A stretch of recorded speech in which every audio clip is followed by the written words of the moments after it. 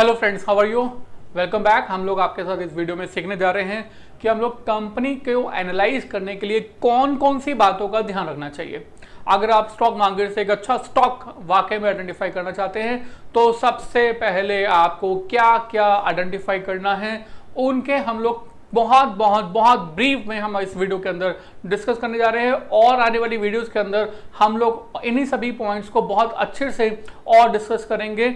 अगर आप fundamental analysis में एक्सपर्ट होना चाहते हैं, किसी कंपनी को सिलेक्ट कर रहे हैं, अपना पैसा इन्वेस्ट कर रहे हैं, तो इन सभी के सभी बातों को आपको डेफिनेटली अच्छे से सीखना होगा ताकि आपके द्वारा सिलेक्ट की गई कंपनी बहुत अच्छे से ग्रो करे। और मैं कहूँगा कि कम से कम आप ऐसी कंपनी में सिलेक्शन ना करें जहां पर कि किसी भी तरह का रिस्क है, जहां पर कि उसका फंडामेंटल वीक है।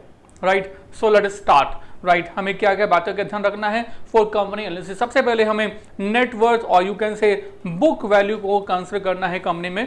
बुक वैल्यू का मतलब होता है वो जो हम जो बैलेंस शीट से आइडेंटिफाई करते हैं। नो डाउट हम लोग हर एक पॉइंट से रिलेटेड एक एक वीडियो को हम लोग आपके साथ डिस्कस करेंगे। आने वाले वीडियोस के अंदर हम लोग आपको एक बहुत ब्रीफ डिस्कशन दे रहे हैं इसके अंदर। सबसे पहले बुक वैल्यू देखिए कि कंपनी की बुक वैल्यू कितनी है और उस बुक वैल्यू का कंपैरिजन आप मार्केट प्राइस से करें और ये आइडेंटिफाई करें कि मार्केट वैल्यू बुक वैल्यू से कितना हाईएस्ट है, कितना ज़्यादा है। So that is very very important, number one.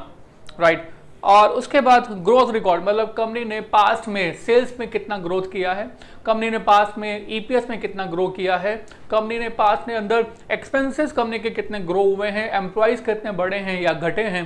Right, all these growth ratios we have to consider for the past records of the company. These are the 2 points only.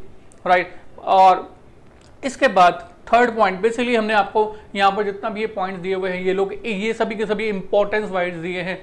So third very important part is price earning ratio. Price earning ratio का मतलब होता है market price पर share divide by EPS. Right, तो आप किसी भी company का प्राइस अर्निंग रेशियो आइडेंटिफाई करें, that is again very very important. Right, market price ratio को हम कंपनी के मार्केट पी रेशियो को इंडस्ट्री के पी रेशियो से कंपेयर करते हैं, देखते हैं कि हमारी पी रेशियो, हमारी कंपनी की पी रेशियो इंडस्ट्री की पी रेशियो से कितना हाई है, ज़्यादा है या कम है। राइट, कॉम्पिटिटिव एडवांटेज, हम लोग ये देखते हैं कि हमारी ऑर्गेनाइजेशन दूसरी जो कंपनीज मार्केट में वर्क कर रही है उसके कंपैरिजन में कितना एडवांटेज रखती है। उसको रॉ मटेरियल सस्ता मिलता है या प्रोडक्शन फैसिलिटी एक ऐसी जगह पर है जहां पर कि प्रोडक्शन ज़्यादा अच्छी होती है, लेबर जल्दी मिलती है, रॉ मटेरियल जल्दी मिलता है, बाकी जितने भी फैक्टर्स हैं लाइक रोड ट्रांसपोर्ट वगैरह कितना उसका पास है। सो हमारी कंपनी का कॉम्पिटिटिव एडवांटेज क्या है, that we have to consider for this. Quality of the management, this is a very big thing that we will consider in the coming videos.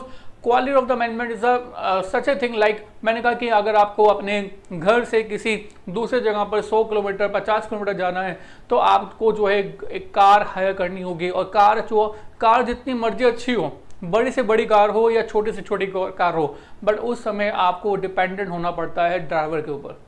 वो driver जो कि आपने हायर किया है, उसी तरह से आपने जो पैसा किसी कंपनी में इन्वेस्ट किया है, इन्वेस्ट करने के बाद कंपनी ग्रो कितनी करती है, ये इस बात पर डिपेंड करता है कि उस कंपनी के मैनेजमेंट क्या है। अगर मैनेजमेंट स्ट्रांग होगी तो डेफिनेटली कंपनी भी स्ट्रांग होगी, अगर मैनेजमेंट स्ट्रांग नहीं होगी तो कंपनी भी स्ट्रांग नहीं होगी। हम कैसे एनालाइज करेंगे कि मैनेजमेंट कैसी है, that we will discuss in the coming videos. Right, मैंने आपको कहा कि जितने पॉइंट्स हैं ये सभी के सभी इंपॉर्टेंस वाइज यहाँ पर डिस्कस किए जा रहे हैं, बात किए जा रहे हैं। हमने कहा पहला नेटवर्थ देखिए, बुक वैल्यू देखिए, फिर ग्रोथ रिकॉर्ड देखिए, प्राइस अर्निंग रेशियो देखिए, कॉम्पिटिटिव एडवांटेज देखिए, क्वालिटी ऑफ द मैनेजमेंट देखिए, उसके बाद कॉर्पोरेट गवर्नेंस यानी कि कंपनी जो है जितने भी रूल्स एंड रेगुलेशंस हैं उनको कितना फॉलो करती है। और अगर कोई कंपनी रूल्स एंड रेगुलेशन को फॉलो नहीं करती है तो डेफिनेटली कुछ ना कुछ गड़बड़ है, तो ऐसी कंपनी से जल्दी से एग्जिट हो जाएगी, that will be good one. Right, बहुत बड़ी कंपनीज ऐसे हुई हैं जो कि ऑडिटर्स जिन्होंने ऑडिट करते हुए ऑडिटर्स ने जो है एक बैड रिपोर्ट प्रोवाइड की है कि इन्होंने ये हमें प्रोवाइड नहीं किया, इसलिए हम ऑडिट छोड़ के जा रहे हैं। तो ऐसा जैसे ही न्यूज़ मार्केट में आई है वैसे ही ये कंपनीज के प्राइस जो है वो ऑलमोस्ट आधे हो गए हैं, इनफैक्ट आधे से भी कम हो गए हैं मार्केट में। सो ऐसी कंपनीज जो कि कॉर्पोरेट गवर्नेंस प्रॉपरली फॉलो करती हैं, टाइम पर फॉलो करती हैं, are always good companies. Corporate governance इनको साथ में आ जाना चाहिए। कॉर्पोरेट गवर्नेंस एंड रेगुलेशंस जितने भी कंपनी से related that should be provided. Again location and labour management relationship की एम्प्लॉय कंपनी का मैनेजमेंट के साथ कंपनी का लेबर के साथ कैसा रिलेशनशिप रहता है। ऐसा तो नहीं कि labour time to time strike पर रहती है, मैनेजमेंट उनको संभालती रहती है, फिर लेबर पे स्ट्राइक जाती है, तो डेफिनेटली मैनेजमेंट अगर लेबर को ही संभालती रहेगी स्ट्राइक वगैरह के फॉर्मेट में, तो मैनेजमेंट जो है एक्चुअल बिजनेस कब करेगी। So it is all about the business. तो बिजनेस करने के लिए मैनेजमेंट का लेबर के साथ अच्छा रिलेशनशिप होना बहुत बहुत जरूरी है। उसके बाद शेयर होल्डिंग पैटर्न की, हमारी जो कंपनी है उसके अंदर कितनी क्या पैटर्न है, मतलब प्रोमोटर के कितने शेयर हैं, इसके अलावा एफआईज के कितने शेयर्स हैं, मार्केट में कितने पब्लिक पार्टिसिपेंट है, पब्लिक में मतलब डीलिंग कैसी होती है, लिक्विडिटी कंपनी में है या नहीं, right. Market with the stake share, मतलब जो कंपनी है वो नॉन कंपनी भी है या नहीं, अननोन कंपनी तो नहीं है जहां पर कि लोग इन्वेस्ट करते हुए डरते हैं, इनफैक्ट इन्वेस्ट ही नहीं करते हैं, तो ये भी बहुत ध्यान रखना है। फिर फाइनेंशियल एनालिसिस, डेब्ट इक्विटी रेशियो, कंपनी की बुक वैल्यू के साथ साथ कंपनी का कैश फ्लोज, सो ये एनालिसिस करना भी जरूरी है। और ये जितने भी आपको हमने चीज़ें बताई हैं उनको साइज और रैंकिंग के अकॉर्डिंग एक नंबरिंग दे देना, स्टार देना, उसके बेसिस पर ये सिलेक्ट करना कि कंपनी जो है कितनी बेटर परफॉर्म कर रही है, राइट। एक मैंने 13 पॉइंट यहाँ पर लिखा नहीं है बिकॉज मैं आपको बोल रहा हूँ कि हमने आपको इंपॉर्टेंस वाइज सारी चीज़ें लिखी हैं, बट 13 पॉइंट इतना इंपॉर्टेंट है कि इसको 13 पॉइंट पर लिखना भी नहीं चाहिए, मुझे इसको सबसे सबसे टॉप पर लिखना चाहिए, राइट। और ये है क्या, that is future growth, that is very very important.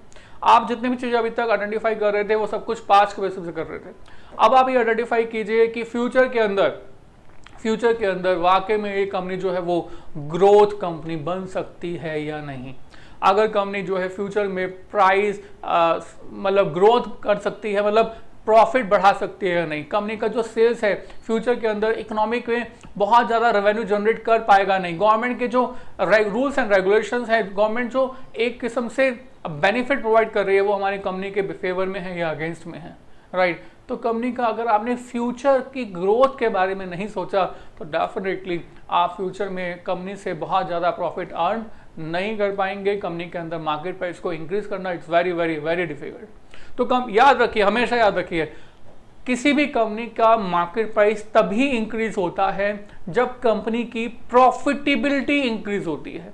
Company की ज़्यादा अर्निंग्स होंगी और मैं कहता हूं कि मार्केट प्राइस अगर कम है तो डेफिनेटली आप उसको पिक कर दीजिए।